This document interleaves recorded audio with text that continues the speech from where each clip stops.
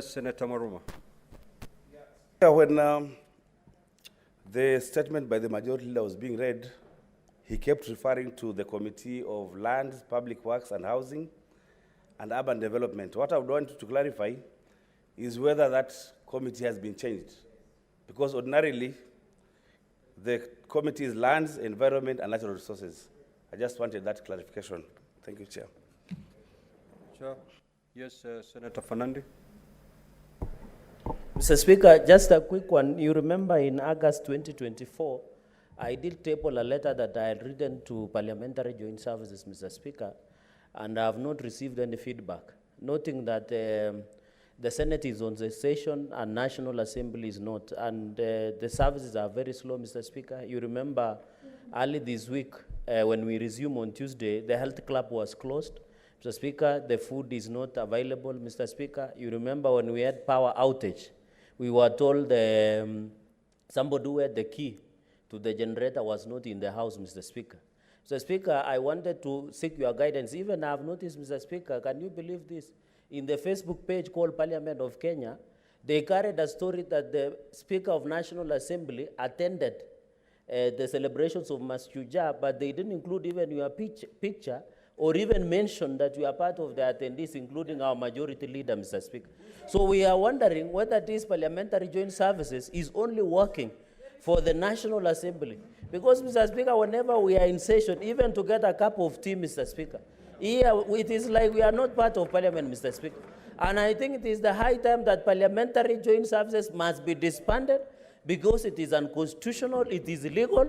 Mr. Speaker, when exchequer releases are made, let it be subdivided between the Senate and the National Assembly. We have you, Mr. Speaker, and we believe in you and the clerk and the House leadership to protect us, Mr. Speaker. We are subject to ridicule. When you go even to health club, Mr. Speaker, you are not given proper attention. Simply, they assume when National Assembly are not on session, the Parliament is not sitting, Mr. Speaker. Even small things like updating in Facebook that we are part of the people who accompany the president.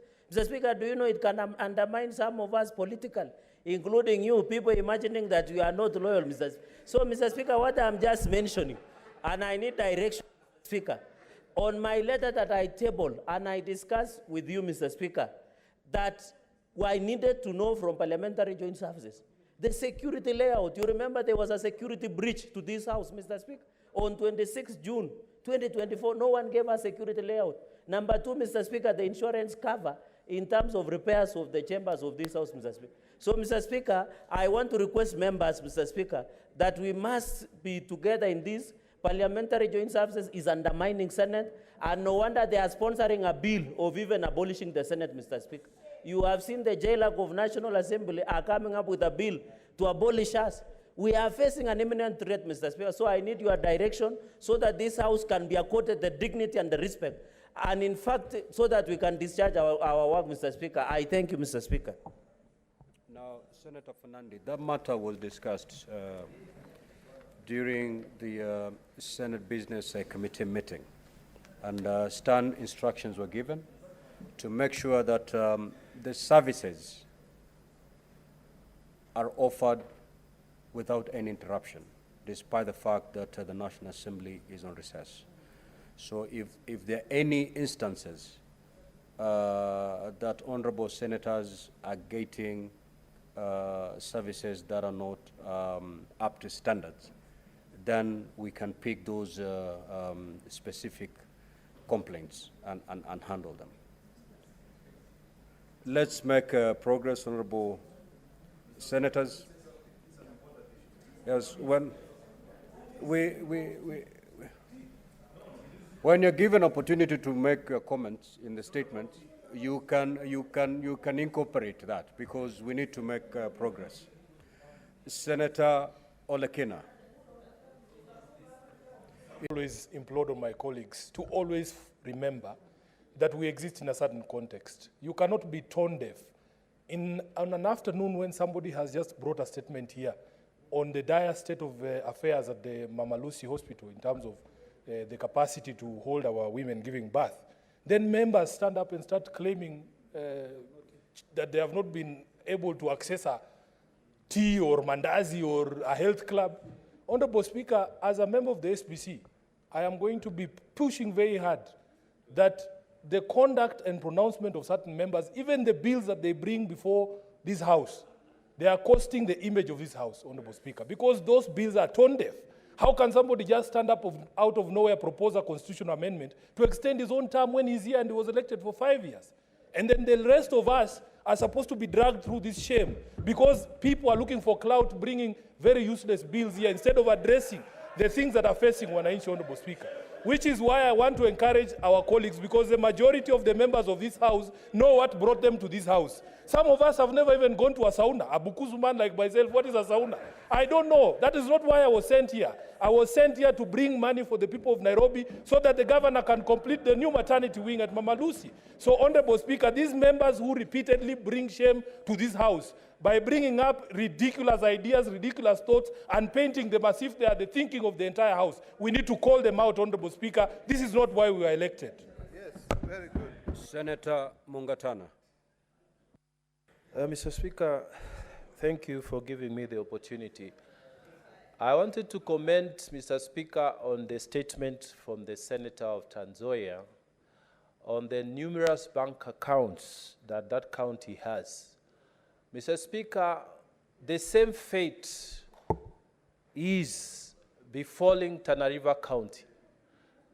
Mr. Speaker, Tana River County has 34 accounts that the executive operates. And Mr. Speaker, this is contrary to the provisions of the Public Finance Management Act.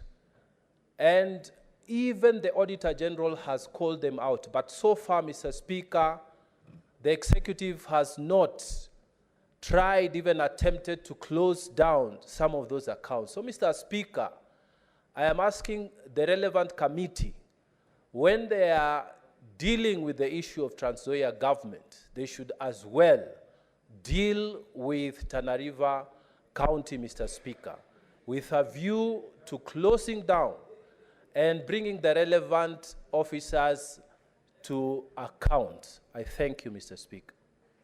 Senator Faki. To use your 2 minutes. Order, Honorable Thank you, Senator. Mr. Speaker. Senator Fernandez.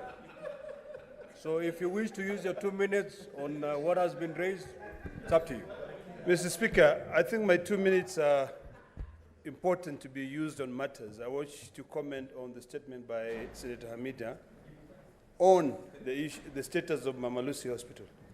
Mr. Speaker, in your communication this afternoon, you indicated to us that the National Assembly has rejected the amendments to the DORA that we proposed. Mr. Speaker, I want to request that the members who we will appoint to be able to go to the mediation committee, let us remain focused because we need money to go to our hospitals. We do not want a situation where 3 or 4 parents are sharing a bed. So, Order, Mr. Speaker, Honorable Senator. I really would like to plead with our colleagues here that this time around we need to be able to think about how we can ring-fence money to be able to support our hospitals. In my county of Narok, we have a hospital which was funded by the World Bank. It is not complete. We need to prioritize what our priorities are, and healthcare should be one among them. So, Mr. Speaker, I hope that this statement, and I sit in the Health Committee, we can actually be able to discuss how to ring-fence money. We need to improve the bed capacity. There was a point when people were talking about Mama Lucy only having 216 beds. That was increased a little bit. But the population, people are migrating. There's a lot of rural urban migration into the city. So with that in mind, we have to think of the house that protects devolution, the house that protects the healthcare, and we find a way to reduce the money which is allocated to the Ministry of Health. Because the budget allocated to the Ministry of Health is almost 6 or 7 times the amount of money which is allocated to county governments. Senator Matthew.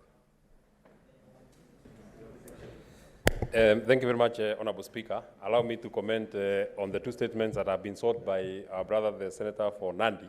And Honorable Speaker, I think I'll start with this statement that has been sought on the indefinite closure of Moi University, and as the Committee on Education looks at the particulars that have been raised by the Honourable Senator, Honourable Speaker, if there is one part of what we as government or what we in leadership must really focus and put our energies on is on education. Because, Honourable Speaker, it is education that equalizes most of us, and it is education that has brought most of us here. I am happy that this statement has been sought by an alumni of Moi University. And the particulars of what have been sought here, I would be particularly interested, and I don't know whether, Honourable Speaker, this could also be extended to the Committee on Labour, because one of the issues that have been raised here, a very pertinent issue, is the prolonged industrial strike by workers. If there is one aspect of this statement that I would really want to see how the committee would deal with, is the state of the amount of money received by the university, from the government in the financial year 2024-2025. These guys are too noisy. Indicating the student enrollment at the university, and particularly under the new university funding framework. Honourable Speaker, Moi University is a big university. The enrollment is actually very massive. Would be wondering if a university that has such a huge enrollment is struggling in its running and they can be closed indefinitely because their workers are not there. What would become of the other smaller universities that do not have as big enrollment as Moi University? So this is a matter that is pertinent. I'm sure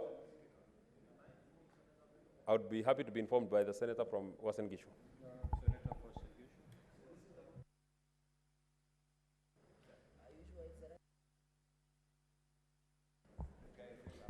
Thank you very much, Honorable Speaker, and Senator for Nyandarua for allowing me to inform him that actually Moi University is no longer the university with the highest enrollment. In fact, as we speak, Moi University has the least number of students, with only about 4,600 students as we speak today. Thank you very much. Honourable Speaker, that is actually very relevant information, Honourable Speaker, because Moi University has been listed as one of the giants, academic giants that we have around. That is why it has given us the people who lead this House, led by the Leader of Majority, Honourable Aaron Cheriot, and it is very sad that it has sunk. Yes, 1 minute, Senator Matthew. 1 minute. Oh, thank you. Thank you, Speaker. It is very sad, Honourable Speaker, that a giant at the level of Moi University has sunk to its being closed for indefinitely for this long, and this matter cannot be addressed. We need to understand what exactly is happening to Moi University, and it must be looked into the root. I've seen that they even have a loan of up to a tune of 3 billion. We need to understand, Honourable Speaker, how they secured this kind of a loan, how they spent this kind of money, what they did with Rivertex East African Limited, and these are issues that would make such an institution sink this deep.